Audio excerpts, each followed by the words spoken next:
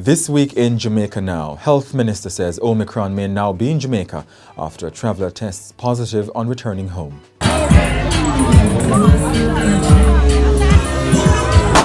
Mechanic shot dead at illegal bike show in Clarendon. American woman disappears after renting a car from a Mumbai company. How a Chinese couple was murdered during a robbery at their St. Elizabeth supermarket. Every night them about up and buy car every week. Man who escaped Freeport Police lockup, now the prime suspect in the killing of the complainant in the case against him. Prime Minister says cabinet reshuffle coming early in 2022. Cari-Med employees appealing court ruling in COVID vaccination challenge. And St. Catherine man floating in elation after a charity organization paid his $300,000 fine so that he could be released from prison in time for Christmas. 4 or 5 times I lift up a ball to go through the gate and then I tell myself, I'm not time it to go. Confused.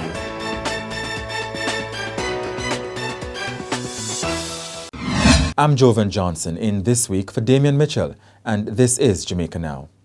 Health Minister Dr. Christopher Tufton says it is now reasonable to assume that the Omicron variant of COVID-19 is in Jamaica after a traveller tested positive on returning home. The traveller was on a short-term stay at a resort. Dr. Tufton has appealed to Jamaicans not to panic, but to tighten their adherence to prevention protocols. The conclusion is not to raise unnecessary alarm, but it is to place us on our guard as citizens, as Jamaicans, as we move about, particularly in this season of increased or heightened activity. We did say in the past, certainly at the last COVID conversation, that we do expect that the variant strain will be here very soon, given the openness of our borders, the travel to and from destinations where the variant has become the dominant strain in the population. And so it should not be surprising that we have discovered at least one case, and I do believe there are other cases. Dr. Tufton also said within a week, Jamaica should begin importing some of the expected 150,000 COVID-19 home testing kits for distribution. He has encouraged private entities to import the test and make them available across different outlets. Police investigators are trying to piece together clues into a daring murder of a mechanic at an illegal bike show in Woodhall, Clarendon on Saturday night. 48-year-old Marlon Salmon of Denby Crescent, also in Clarendon, was pounced upon by a gunman as he watched the show.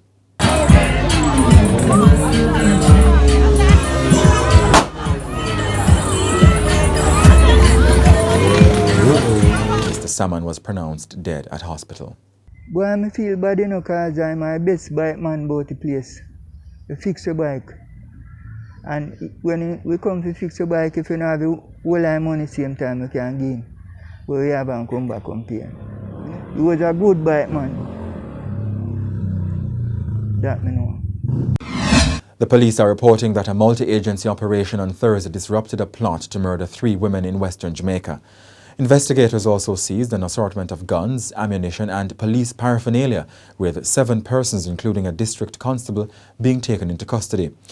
Deputy Commissioner of Police Fitz Bailey says the interception was made in St. Andrew and that the men may have been contracted for $400,000. In St. Elizabeth, a quiet community of Bellevue near Southfield is trying to come to terms with the murder of the Chinese couple who operated JoJo's supermarket. The couple was killed during a robbery on Thursday night. The husband died on the spot while his wife succumbed at hospital. It is reported that 3 gunmen entered the supermarket and took an undetermined sum of money. They made further demands, and when their demands were not met, the robbers in front of shoppers opened fire, hitting the couple multiple times. The morning after the gruesome killing, detectives returned to the supermarket searching for additional clues. One resident, ELLIOTT, said criminals have been targeting the area. As a peaceful community, man, was peaceful. So I don't know, the criminals pack up the place, you know. Every night them about up and buy car every week. Yeah, man. So you know what you have to do, you know. You have to turn out the bed when night come. A woman who tendered an American driver's license and rented a car from a Montego Bay-based company has disappeared with the vehicle a month later. It is suspected to be a case of fraud. The driver's license bore the name Antelia M. Sterling. The woman had also presented a Visa credit card. Orville Spence, the proprietor of 6 Rent-A-Car, told the Gleaner that the woman stopped payment on the charges for the car and has not been reachable by phone calls or email. A report has been made to the police at the Sangster International Airport. On November 30, Ms. Sterling incorporated 2 businesses at the company's office of Jamaica, both bearing addresses in Cousins Cove, Lucy. On arrival in the island on November 7, Ms. Sterling gave immigration the Coco La Palm Hotel in Negril as the address at which she would be staying. But by the time she reached the car rental agency, her address had changed to Point Village, also in Negril. The police have so far journeyed to Negril, checking the properties she said she was staying at. None of those places has any record of her arriving or departing. Gleaner checks with the police confirm that an investigation has been launched into the missing car, registered 723HL, but they would not give any further details, stating that this was an active case. Mr. Spence says he has written to the United States Embassy seeking assistance in locating the woman. A number of rent-a-car operators have reported being the target of fraudsters or thieves.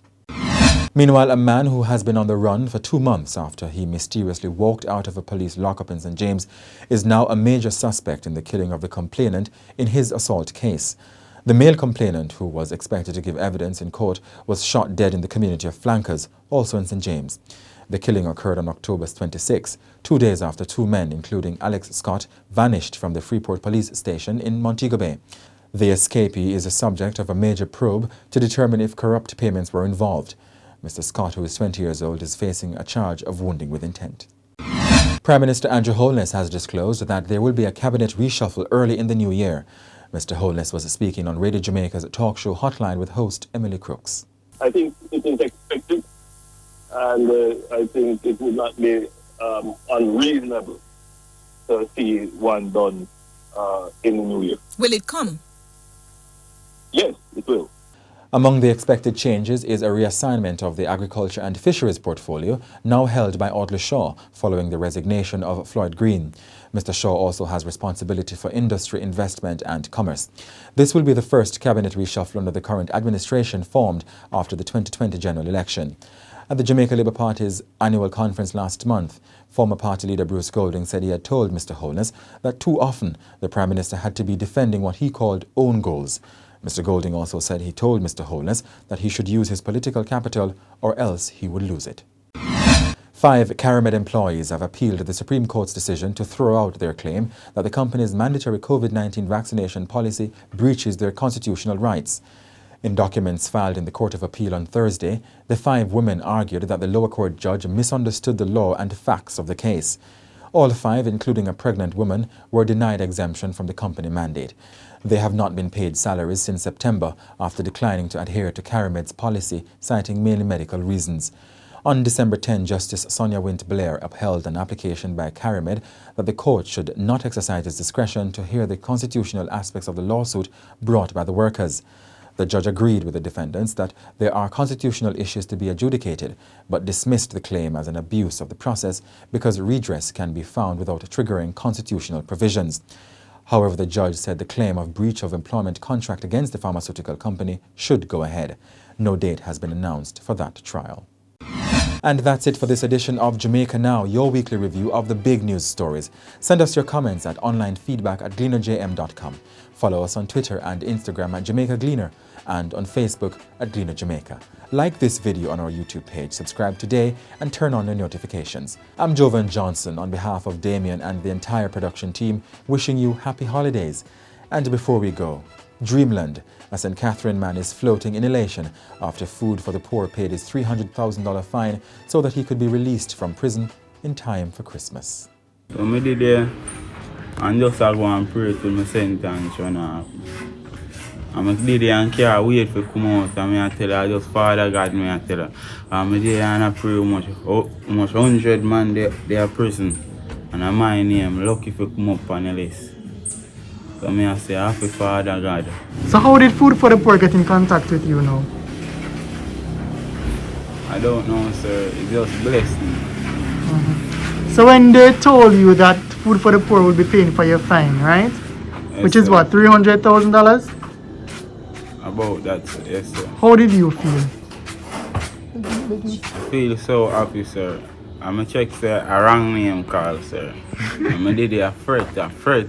I said, do Father God make a really my name. 10 car. Mm-hmm. And then after me, so I go home. I just can't believe. I check say I dream. So- It's a big part I got to wake up out of your dream. So when you were exiting, what was the feeling like when you were leaving the place? Leaving the place. Mm-hmm. I said I can't wait to come out. I turned fool. All 4 or 5 times I look up the back to go through the gate and then I tell me say, I'm not time it to go. Confused. I said I can't believe it. When I'm bridging call until we say some people pay and fine. I wonder who pay and fine. I said to my daughter, almost Jesus pay that the fine come. No know of nobody. If you go pay so much money for you at every time. You know? God bless. Every night I go down on my knee and I pray. If you just send somebody. And here it is.